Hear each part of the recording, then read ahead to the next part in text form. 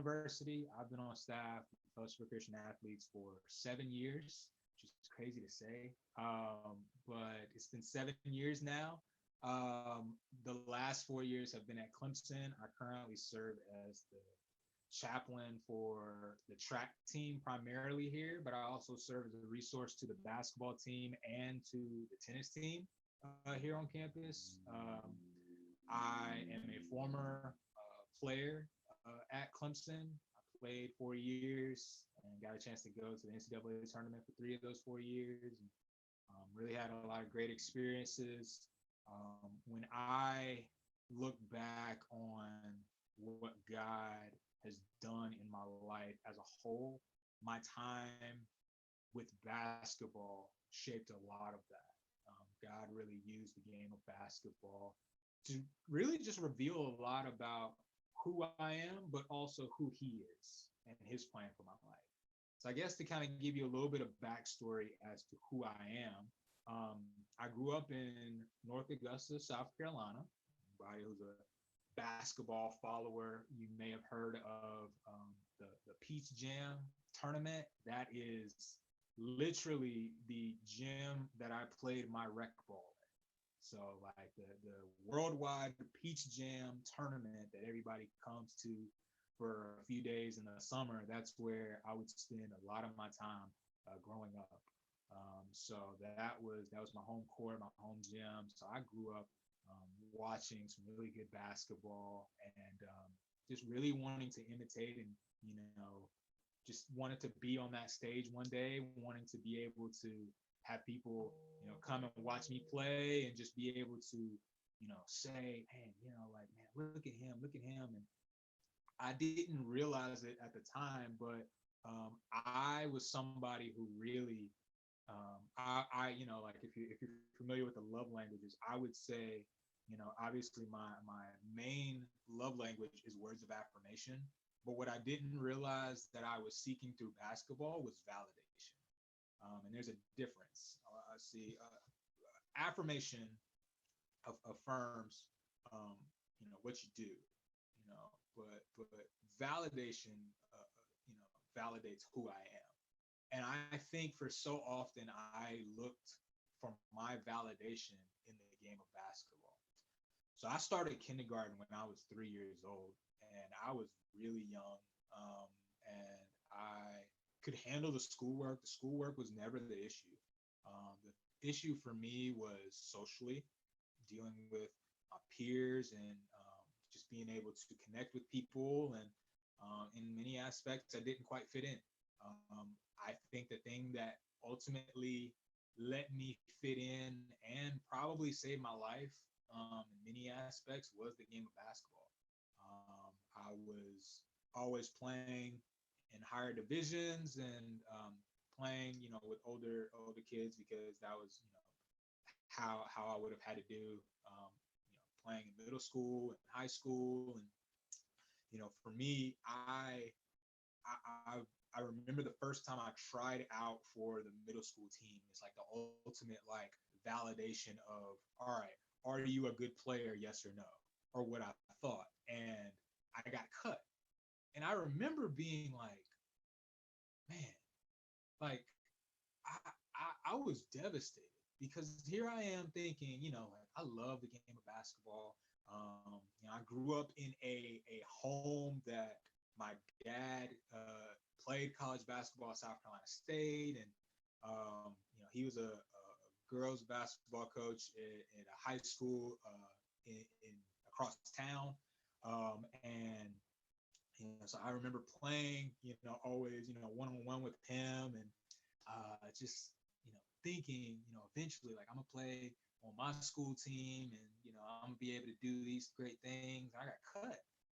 And it was probably the first moment where I, started to say, all right, if you're not going to give me my validation, I'm going to go take it.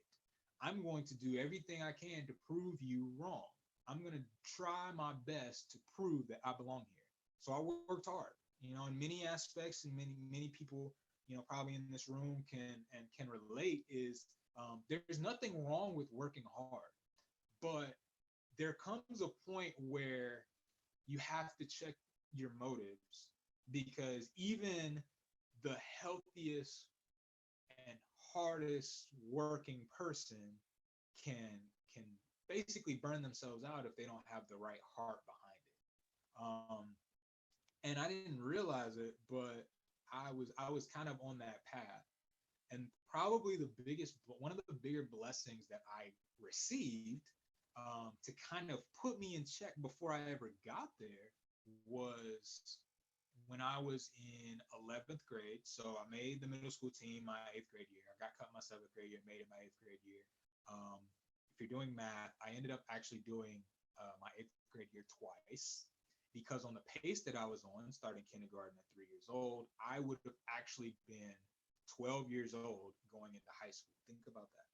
I would have been 12 years old going into high school. So I did 8th grade twice. Didn't play that second 8th grade year, but I practiced with the high school team. I got a chance to just get pushed around, and kind of had to grow up really fast, which in some ways was a blessing, and some things I had to work through, and still working through later on in life. But 11th grade, I made all region, and second year on varsity, and I'm not getting recruited to the level that I felt that I should have been.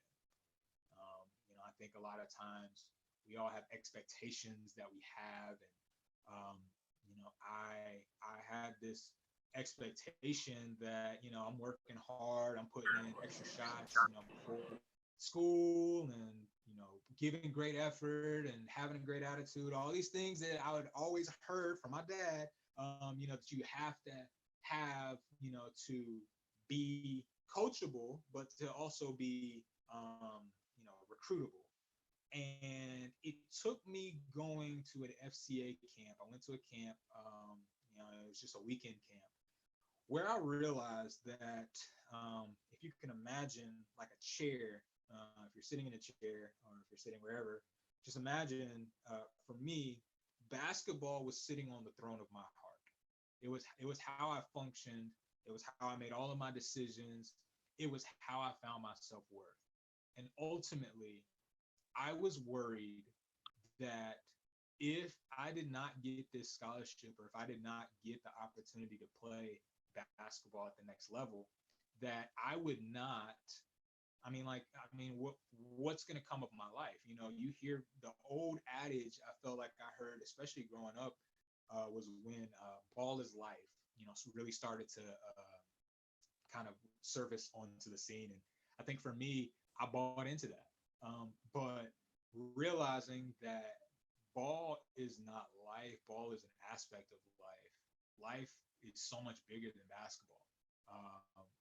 And I, as somebody who had the head knowledge of, okay, like I know who Jesus is, I know of him, but I didn't quite grasp this idea of fully putting my trust in him. Because when you fully trust somebody or something, you're willing to take the results out of your hands. I think for me, while I was at that camp, I always am on record in saying that I gave up basketball that weekend. I was willing to walk away from the game of basketball if that's what God had for me. And I said, God, wherever, whatever, however, I will go, and I will do for you. And I felt like kind of the changing of the seat. I took basketball off of the throne of my heart and put it off to the side, thinking I'm never going to use this again. I'm like, God, I trust you. And he gave me back basketball.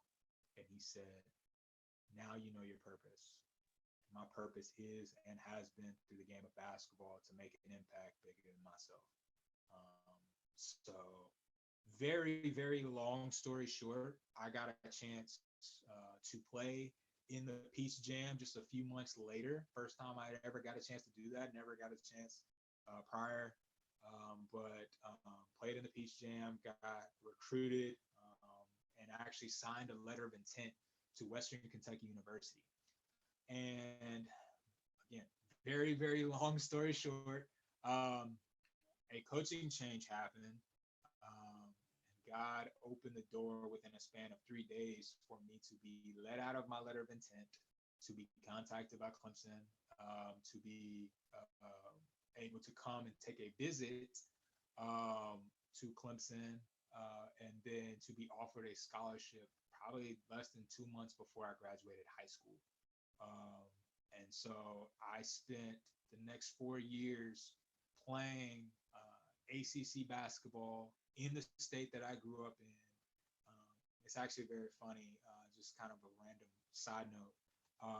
I was looking back. One of my favorite subject in high school was math, and I had my next door neighbor's sister was one of my math teachers. She was my algebra teacher, and she came when I signed to Western Kentucky, and I'm wearing my red tie. I've got my Western Kentucky hat, and she comes in and she has on a Clemson jacket, and it's got a big tiger paw on it. And I remember we took a picture together, and it's funny. She just retired this year, but it's always funny to think about how like the little seeds that there's no way you could have told me like that, that little thing. It's not like she knew, but it's just like God kind of like, see, and it's like, for me, I can look back and see how many times that God was working on my behalf, even when I wasn't paying attention. Great example. I get to Clemson. I am, again, if you're doing math, I enroll at Clemson at 17 years old. I struggled with, if any of you have ever heard of this thing called the Imposter Syndrome. I did not feel like I belonged. I'm 17 years old. I got a scholarship 2 months before I graduated high school. And it's just one of those things where I'm just like, I don't know, like, is this normal? Like, am I supposed to be able to do this? Again, searching for validation. Even though I've already had this moment where I'm like, all right, God, I trust in you. Um, and it was probably one of the biggest blessings for me was to get around community. Um, Within the basketball team, there wasn't a whole lot of community and people that were just like really digging in and trying to grow their faith. Matter of fact, I ended up rooming with a guy who was an atheist, and that was really my first time ever having to do life with somebody who adamantly did not believe what I believed, and having to have those tough conversations. But I lived with him for 4 years, and I tell people that I lived with an atheist for 3, because by God's grace, I got a chance to walk with him during our senior year and watch him grow in his faith. And it was just amazing to see how God sees the parade from beginning to end. So these little hiccups along the way that we may get frustrated about, we get worried about, it's like, man, like, but God, why this? Why this? Why? How is it that this person is able to do this and I'm struggling to do this? Or how have you allowed me to do this and this other person to not do this? Trying to find the reasoning and validation or whatever for everything that happens. And the ultimate goal is it's beyond me. But that's good, because I think if I was in control, I would find some way to mess it up. I think we all would. Um, but knowing that God's plan is always perfect, and God's timing is always good, um, can give us the peace that surpasses all understanding, as it mentions in Philippians 4. Um, for me, I got a chance to play 4 years. I would say that I was a role player, energy guy, and I embraced my role. Um, but I think the thing that really got me through my time in college was just having community. I had other athletes who played other sports who poured into me. There's a few guys, I can throw out names and they may not mean anything to you, but Thomas Austin, Tyler Grisham, guys that poured into me and invested in me. A Brad Cooper, a local pastor, who poured into me when I was an athlete, and just being able to see how, when you are willing to follow after Jesus and where he's calling you to go, he's going to bring people along your path, and you've got to be willing to let them in. You've got to be willing to share what God is doing in your life, because the analogy that God has put on my heart recently is, if I had a book bag or whatever, and it's got, let's say, $50,000 in it, if I don't tell you what's in that backpack, then I may not tell you because I think you might steal it. But if I don't tell you, then you don't know to keep an eye on that backpack because something's valuable in there. I think for me, I try to find my validation in the world. I try to find my validation through basketball. I try to find it in everything, and realizing that ultimately I just need to give the things that I think is valuable to God and trust him and his people with it, and knowing that, hey, the truest things that matter in life, they're going to last. And I have to trust that I can't, be the person that buries their talents, whether it be basketball, whether it be speaking, whether it be rapping. Ashton, I know David asked you if I would rap, and if there's a little bit of time, I may come back to that. But just understanding that, for me, I got a chance to play on this, high level, but I had so many people, like holding my arms up, that was encouraging me, that were checking and seeing how I'm doing, how my heart's doing. And I wish I can tell you that, I, had just a flawless time in college, but I'm not perfect. I struggled.